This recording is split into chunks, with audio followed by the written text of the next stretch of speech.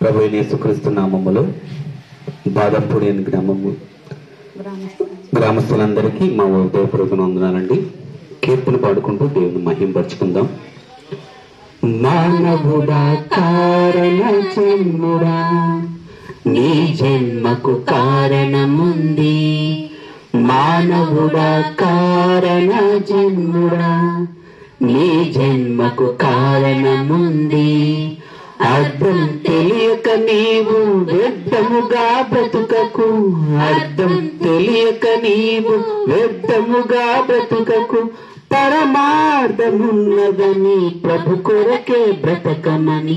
పరమార్థమున్నదని ప్రభు కొరకే బ్రతకమని. మానవుడా కారణ జన్ముడా, నీ జన్మకు కారణముంది. మానవుడా కారణ జన్ముడా, నీ జన్మకు కారణముంది. పువ్వులెందుకు, కాయలెందుకు, ఋతువులెందుకు, కాలాలెందుకు. పువ్వులెందుకు, కాయలెందుకు, ఋతువులెందుకు, కాలాలెందుకు. ఉన్నవన్నీ నీ కోసమేనని, నీవు దేవుని కోసమేనని.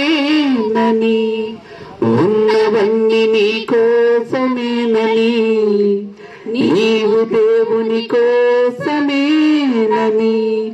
గమనించి తెలుసుకో, గ్రహించి మసులుకో.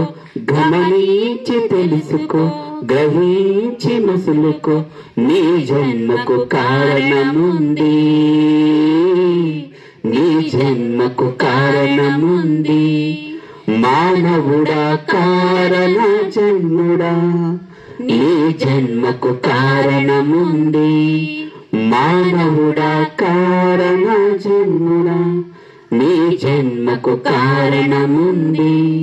హల్లెలూయా. యేసుక్రీస్తు నామమున పేరిట ప్రియ బాదంపూడి గ్రామస్తులందరికీ వందనాలు, శుభాలు తెలియజేస్తున్నామండి. కొన్ని మాటలు యేసును కూర్చున్నటువంటి వార్త మీతో పంచుకునడానికి మీ మధ్యలోనికి రావడం జరిగింది. అయితే యేసుక్రీస్తు, యేసు అంటే ఎవరు అన్నది మనము ఆలోచించినట్లయితే కనుక దేవుని వాక్యము సెలవిస్తుంది కదా, ఆమె ఒక కుమారుని కనును, అతను మనుషుల యొక్క పాపముల నుండి వారిని రక్షించును అని దేవుని వాక్యం సెలవిస్తూ ఉంది.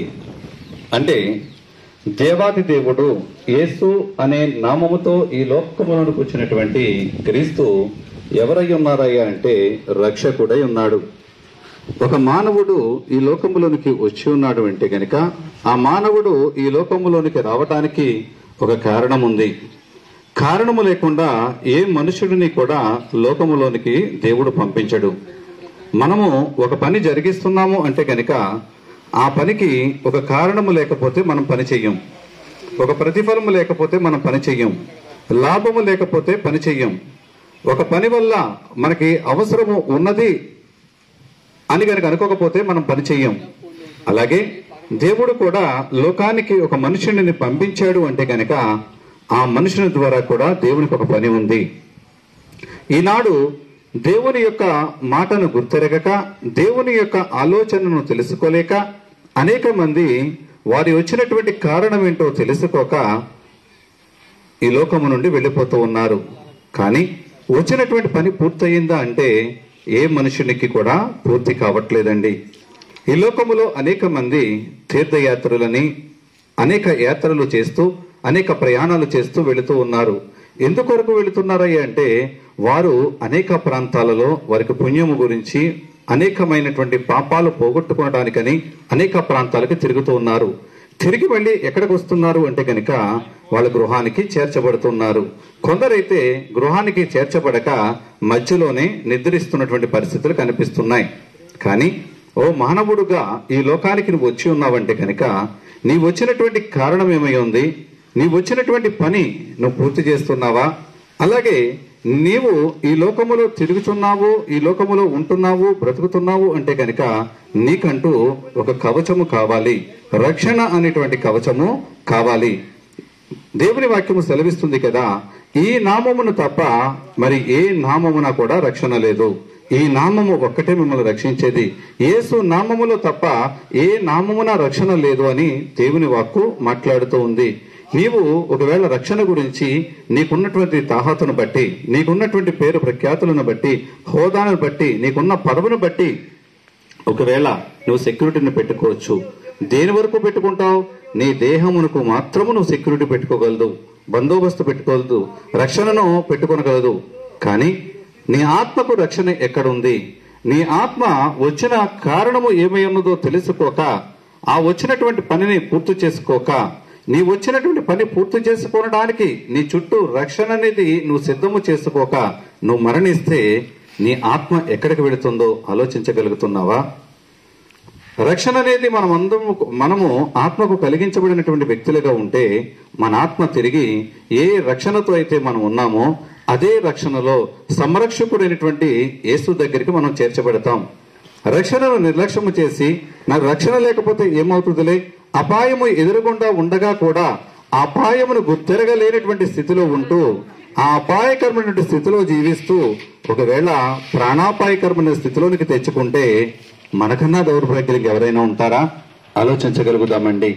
మనము ఆత్మను నిర్లక్ష్యం చేసేవారిగా కాకుండా ఆత్మను కాపాడుకునటానికి ఈ లోకములో ఉన్నటువంటి తప్పుదాలైనటువంటి అసత్యమైనటువంటి కార్యములోనికి వెళ్ళిపోక, పాప మార్గములలోనికి వెళ్ళిపోక, అపవాది క్రియలలోనికి వెళ్ళిపోక, లోకమైనటువంటి దుష్టుడైనటువంటి చీకటిలోనికి కూరుకుపోయేవారిగా కాకుండా రక్షకుడైనటువంటి క్రీస్తు నిన్ను పిలుస్తున్నాడు ఈ రోజు.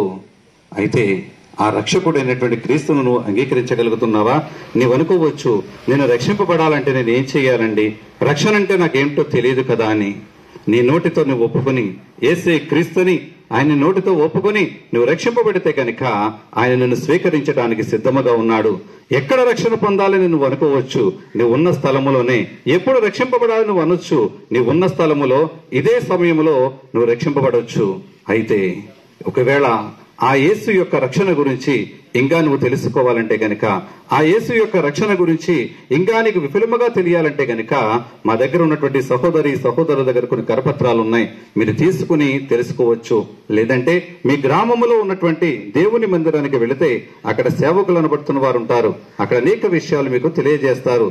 నా ప్రియ సహోదరుడా, ఇప్పటికైనా నీవులో ఉన్నటువంటి అపవిత్రతను, నీలో ఉన్నటువంటి చీకటిని, నీలో ఉన్నటువంటి దుష్టత్వమును, నీలో ఉన్నటువంటి దుర్మార్గతను విడిచిపెట్టి ప్రభు అయినటువంటి క్రీస్తుని రక్షకుడిగా అంగీకరిస్తావా?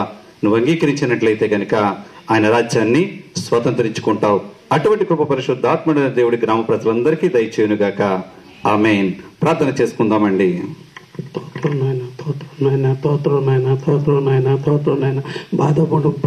పాదంపుడు గ్రామానికి వచ్చాను తండ్రి. నేను చెప్తాను కానీ చెప్పిన వాక్యం బట్టి నేను అందరూ మారేలాదని కోరుతండి. నాయన తోత్రం నాయన ప్రతి మంది మారాలి తండ్రి. నాయన దేవుడిని తెలుసుకోవాలి తండ్రి, రక్షించుకోవాలి తండ్రి. నాయన తోత్రం నాయన